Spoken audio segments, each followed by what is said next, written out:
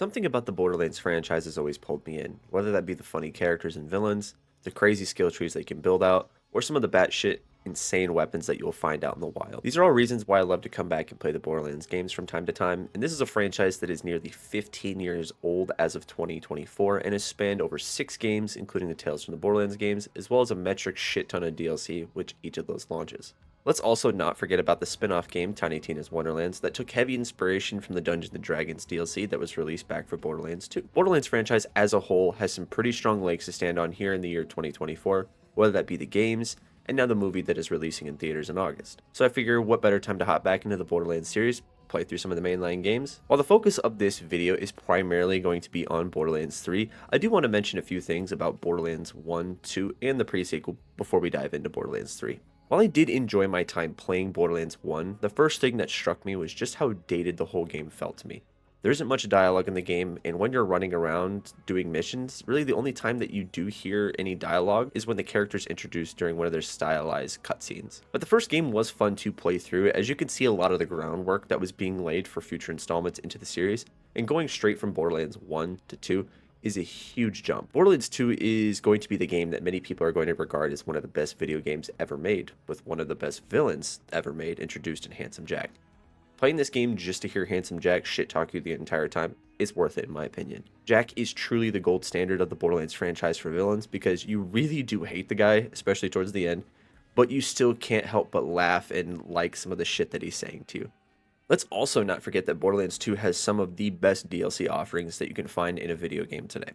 If you can pick this up on sale, you'll have enough content that'll keep you busy for a couple weeks on end.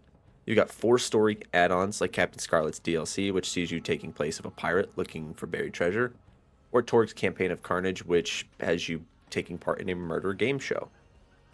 Sir Hammerlock's Big Game Hunt has you whisked away to hunt exotic animals and creatures, and the best expansion out of them all being Tiny Tina's Assault on Dragon Keep, which sees you playing a fictional game of bunkers and badasses, which is this world's version of Dungeons & Dragons. Each of these DLC offerings are enough to keep you satisfied in playing for some time, and if you're just looking for more Borderlands, I would say jumping into the pre-sequel after playing Borderlands 2 will make it seem sort of like another expansion. There really isn't much added to the pre-sequel from 2. Yeah, you've got the O2 system, that just becomes a little more annoying than it is fun to deal with. But if you want to see how Handsome Jack goes from a nerdy, helpless techie working for Hyperion to one of the most feared men in the galaxy, this will help fill in a couple blanks. Borderlands 3 is the latest release in the mainline series of Borderlands games, having released back in 2019, a near 7 years after the sequel. The launch of the game was met with a lot of positives, like the snappy gunplay, the really diverse skill trees, as well as a lot of dope loot that you can find, which is a staple of the franchise at this point. But there were also some pretty glaring issues at launch as well. One of these issues isn't something that you can just patch out, and that's the overall story and narrative of the game. If you've played the game, you know just how annoying the Calypso twins can be at times, and they will constantly call you over the echo trying to be funny, but a lot of the times it's just cringed, forced humor, and I wasn't the biggest fan. But I will have to admit, at times, I found myself tuning out. They do have some cool moments at the start, especially the first encounter with Lilith, but as the game progresses, they start to overstay their welcome, especially on subsequent playthroughs. It does get a little long in the tooth. But I do want to look back at the game and what it's like jumping back in here in 2024, whether it's your first playthrough or your 7th time going through. Maybe you could learn something here. So sit back, relax, and let's talk about playing Borderlands 3 in 2024. Jumping back into the game after some time away and after running through all the previous games in succession, I was starting to feel a little burnt out as I reached the end of the main story of the pre-sequel. You would have thought that maybe after 40 to 50 hours of the 3 previous Borderlands games, I would have wanted to take a break before diving back into the next installment. The next hurdle that I sort of had to get over was, do I want to play as one of my max level characters, or should I start something out new? Well, I never did get around to playing as Moze, so I figured what better way to experience Borderlands 3 than to restart the whole thing from scratch, and boy am I glad I did. All of these Vault Hunters in Borderlands 3 are visually different, as well as having some cool abilities that set the 4 apart from one another. Zane is your soldier type of character using gadgets and tools to gain an advantage on the battlefield. Amara is this game's siren, who is really useful at taking down mobs of enemies and getting up close and personal. Falk has the ability to summon different pets depending on which skill tree that you end up speccing into, and then lastly, you have Moze, who can call in Pilot, which is essentially a giant mech. Now, I know I briefly touched on the story, but it sadly is just not that good. While I do think that the Calypsos could have made for interesting villains, the constant banter and unrelenting jokes kind of got annoying at times, but then it also had me relishing the moment that we would get to take them down. Early on, we're introduced to the twins, and they do seem like a formidable group of enemies, as they've been able to unite the bandits of Pandora under one banner, now called the Children of the Vault, or the COV. The basis of the game is going to revolve around you going to a planet, helping a faction in that area to then obtain their trust, to help you locate the vault that is on their planets. I do say planets because one of the biggest changes that Borderlands 3 is it allows you to leave Pandora and explore multiple planets. This alone is such a big whiplash having come just from the previous Borderlands games, because Borderlands 1 is literally just a bunch of open deserts areas and maybe some rocky areas in between. They did a better job with Borderlands 2 with a lot more variety in those areas, but you were still only on the one planet of Pandora. So the variations, while they might be kind of small when you're jumping back into Borderlands 3, it is really cool to see all of these really expansive open worlds and areas that they've sort of fleshed out on all the different planets. And they're pretty fucking gorgeous as too, if I might add, which is weird to say coming from a Borderlands game, even if it's from 2019. And now, I'm not going to do a play-by-play of the story, but it is, like I said, arguably one of the weakest in the series in terms of pace and execution, and you can see maybe why I wasn't the biggest fan of some of the choices that they made if you have played the game, but after you finish the main campaign, that's where the game really does start to find its groove. This is where the fun begins. Back when Borderlands 3 was announced, they had planned on only doing 4 story expansions to the game, and we're going to cover those first 4 story expansions in the order that they were released. The first mainline expansion, called Moxie's Heist of the Handsome Jackpot, was an instant classic for me, not just because of the aesthetic of being on a floating casino in space, but the return of a beloved playable character, Timothy, or as you may know him, Jack's doppelganger. I won't go into too much into the story but getting to see Timothy again after all these years was so fucking cool, considering he's one of the guys that I played back when I did my first run of the pre-sequel. The second DLC also sees another return of a former playable character, and this time it's Gage from Borderlands 2. She's helping set up the wedding for Sir Hammerlock and Wainwright Jacob. Their relationship was explored a little in the base game, but the whole plot of Guns, Loves, and Tentacles is about them trying to escape the clutches of a Lovecraftian cult. Real spooky vibes in this one, but probably my least favorite out of the 4 main offerings. Next up, we have Bounty of Blood, which swaps the humorous nature of Borderlands, as you're tasked with tracking down a bandit clan that has been terrorizing a town in this western setting. This is something ripped right out of a western movie, even accompanied by a narrator that will recount the events that just went down, or describing the scene that you're walking into. Some might find it silly, but I think it really sells the narrative that they're going for, and I really like the tone they're going for as well in that DLC. And lastly, in the main 4 DLC offerings, we have the Psycho Krieg and the Fantastic Fustergluck. Please don't make me say that 5 times fast. This one is going to be quite different because you're traveling to a weird place, the mind of a psycho. And not just any psycho, but Krieg. Krieg is also another returning character from Borderlands 2, and this DLC revolves around his trauma that he faced growing up, as well as dealing with the loss of one of his close and dearest friends. I wasn't expecting this DLC to hit me as hard, but it was really great to see an entirely different look at Krieg as a whole. And most of the time I didn't even know that he could show emotion or compassion other than kill, kill, kill. These 4 DLCs that I just talked about will normally run you $15 depending on your local currency, and can be purchased as part of a season pass for $50. In year 2 of the game's life cycle, we were actually introduced to 2 smaller sized DLCs that would change up the gameplay, as well as adding a few new experiences for the players. The designer cut of the game featured the new Arms Race mode, which is hosted by Borderlands veterans Axton and Salvador. This is their game show where they host, and it's essentially contestants drop in with a basic amount of gear and try to pick up and choose loot that will allow them to survive the longest. More so felt like the takedown domes or mercenary hunt missions back in the older games, with a little few added features. You can also extract certain amounts of loot out of there as well. It's not hugely substantial, but it is a bit of fun to dip your toes in for a few runs. Plus, it's always nice to hear Axton and Salvador again.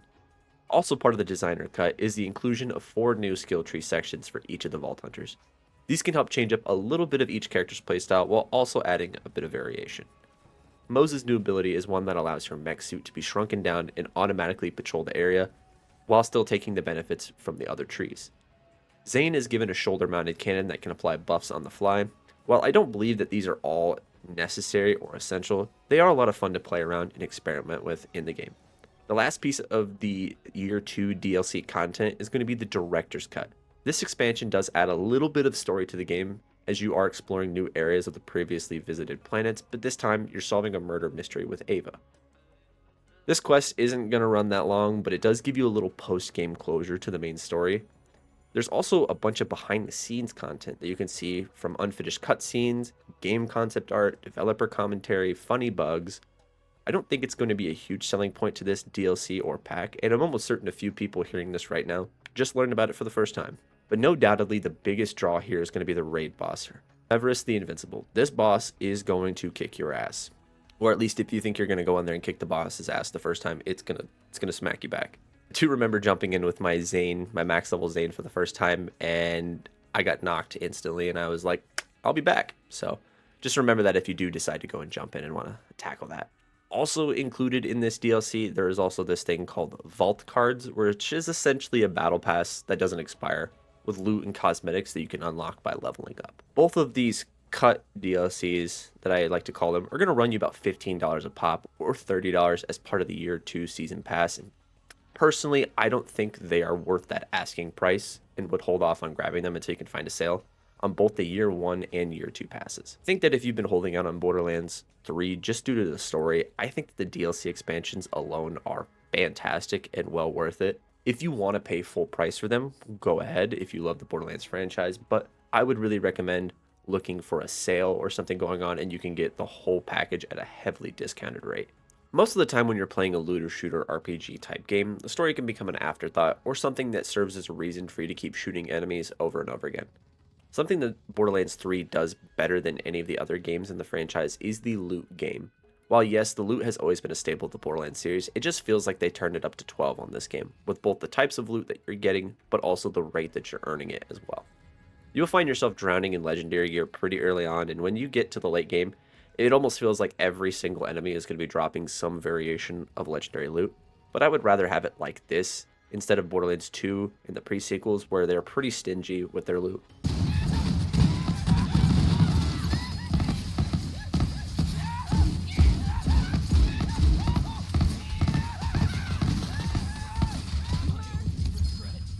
Looks like you got him before he could melt down the car. Grab his cape. But the loot in general is just so cool because there's so many unique variations and instances of weapons that you can find. Like one in particular that I really love is a SMG that has the digital consciousness of Handsome Jack that will shit talk you, say all these random things. I mean, the gun is Jack essentially, and I love it. I think you might need the first DLC for it, but a lot of fun. Or a rocket pistol that shoots 2 shots at the same time that burrow and create a poison effect before exploding for more poison damage. I could literally go on and probably make an entire video's worth of just all the different loot and variations that you can find in this game, because that is really what the whole franchise is advertised around, is the loot game. And when you're leveling, your loot isn't going to make a massive difference, but it still can change how you play or what pieces of loot that you might want to look for out in the wild. It's once you hit the end game of grinding gear that you will really want to focus in on loot and the builds as you climb up the mayhem ranks.